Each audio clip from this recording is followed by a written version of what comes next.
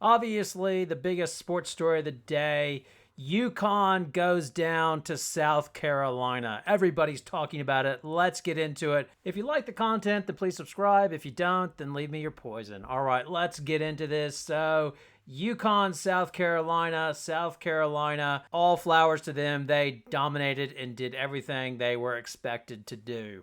They monstered UConn inside a bit with Kitts going for 14, Watkins 15 points, and Fagan 4 points, and then they dominated on the boards as well. Not surprisingly, 46 to 37. All right, that's not horrible, but it certainly felt like they were getting second and third looks on the inside. And Auriemma talked about they crushed UConn in transition defense. UConn just didn't get back, and you can't do that. You can't turn over the ball, and just those. They're just too good of a team, South Carolina, to give them easy looks in transition. Now, for all money, it looks like South Carolina is well on their way to an undefeated season or going into the tournament undefeated. The next big challenge, like Tennessee, will probably be a challenge. Just seeing, you could see a little bit of flatness maybe after this game potentially, but I don't see them losing. And then you never know with the SEC tournament, but it's highly likely they will go into the tournament yet once again undefeated. And what this game really showed is their future is just so bright. Like the last two games, because Watkins, like she can slide over to center. If Cardoso does wind up going to the WNBA, there's the option. Cardoso and Tahina Paopao could return, which would be ridiculous if they run this again next year. My God, it will be ugly because Tahina Paopao is just the magic elixir. Like she's the Reggie Jackson dated reference, but she is the straw that stirs the drink. She is the best transfer portal this year, no doubt. Now, Morrow might have better numbers for LSU, and somebody else might have better numbers, maybe Betts. But no, in terms of just fit for a team, Tahina Paopao was the perfect fit for South Carolina. That was the perfect transfer portal acquisition, bar none, in my opinion. Number one.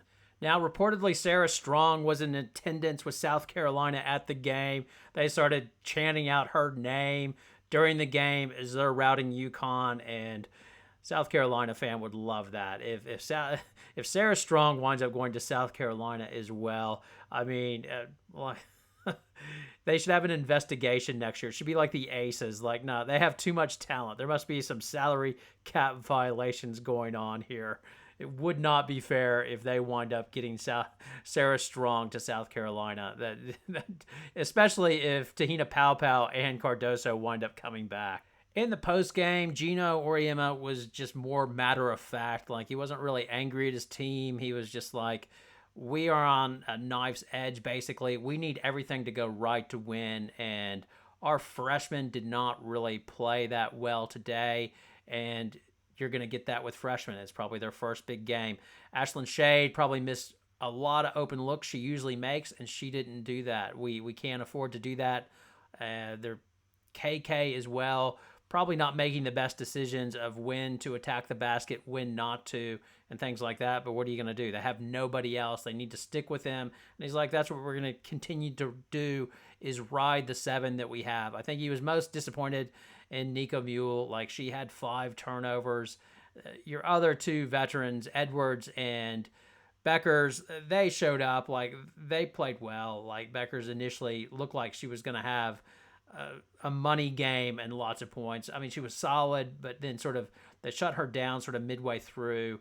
But as Auriemma said after the game, that they're just asking her to do so much. She's having to play a heck of a lot of minutes, 36 minutes. That's probably the most that she's played.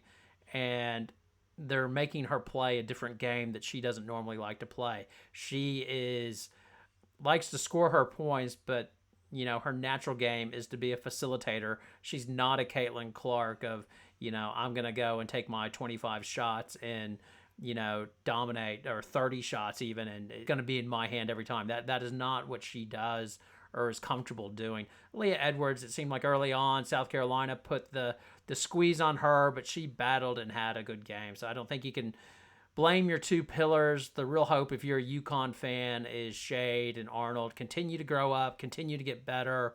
And Ice Brady and Samuels, they've got to keep on rolling them out there because they have no other option. I think it was disappointed with Ice Brady as, what did she have? She had one shot, one rebound, and that was it, and 3 personal fouls, and that was in 14 minutes. And then Samuels took 5 shots.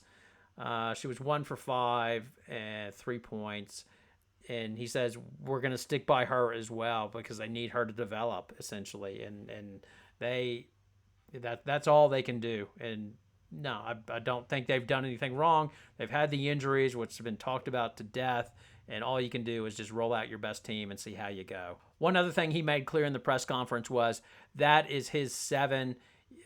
Don't expect a Barry or Ennis Betancourt or anybody else to come out. He's going with these 7, and ride with them. The other thing that's interesting for UConn now, they cannot have a swoon like they did last time after they lost to South Carolina. If they do that, then they will lose the number 16 seed. You would think right now they'll drop a little bit in the polls, but still maybe be around 15 or maybe just out there, and then they can work their way back up as they get through the Big East. But if they go through a little slump like they did last time, then they could fall out of the top 16 and not even get an initial home game. They really have no margin now to finish up the season, in my opinion. So positive takeaways for both teams. First of all, South Carolina, yep, you're good. News alert. Didn't surprise you, but you're good. When Staley has the ability to bench Fulwiley for her defense and not blink an eye, that's when you have depth. You just have so much depth and recruit, and the culture understands that, yeah, we have a whole bunch of damn good players, but not all of you are going to play. You work hard and practice, and you'll get on the court, and it has a good culture at South Carolina, and, yeah, they're a money program. There's no doubt. If you're UConn, hey, we've come in here beaten up. We went to the Lions Den. We took our beating like we should. Hopefully our freshmen took their lumps and bruises, and we get to have another chance next year at South Carolina, hopefully. And, the dream scenario, the UConn dream scenario that they've seemed to hope for years, we will come in there with a healthy team, a Fudd, a El Alfie, Morgan Shelley, and then a whole bunch of sophomores that have grown up over the summer. So Ashlyn Shade will be grizzled from this game, and KK Arnold. So you'll be able to have somebody to give, Becker a few spare minutes, and we will be able to take this team come 12 months' time. That's what you're hoping for a UConn fan. Anyway, thanks a lot for watching. Your comments, your poison. Tell me who I'm hating on and everything else. It's all fine. Thanks a lot for watching. Hope to see you next time. Good night.